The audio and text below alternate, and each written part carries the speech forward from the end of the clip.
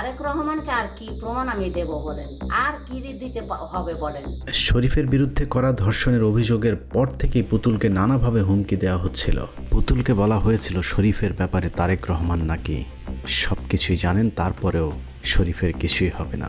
আমার আম্মুকে circle SP বলছে, এই হয়তো দেখেন তারেক রহমান এই বিষয়গুলো সবই জানে, আপনারা তারেক রহমানের কাছে চাইতে যাচ্ছেন হয়তো সবই জানে। তো মা বলছে যে আপনি শিওর জানে কিনা। শরীফ আমাকে ওই যে লিডার তারেক রহমান নিজেই ভালো না, শুধু কে কথা বলছে, আরো কত কিছু বলছে। থানার মধ্যে আমাকে বলছে আপনি তারেক রহমানের কাছে যাই কি করবেন, বা ফখরুলের মহাসচিবের কাছে যেয়ে কি করবেন। ওই দিনও থানায় আমাকে বলছে এবং সার্কেল এসপির সামনে বলছে। তারেক রহমানকে জিজ্ঞাসা করবো, সার্কেল এসপি তো পুরো ওদের হয়ে কাজ করছে, ওসি স্যার তো একদম বোবা হয়ে গেছে। ওসি স্যার আমাদের পক্ষে ছিল, বাট একদম বোবা হয়ে গেছে। আমি তো তারেক রহমান আসলে বাংলাদেশে পা দিলে আমি তো আপনাদের ওই যে কি পার্টি অফিস, ওখানে যাই আমি আগুন লাগাই দেবো।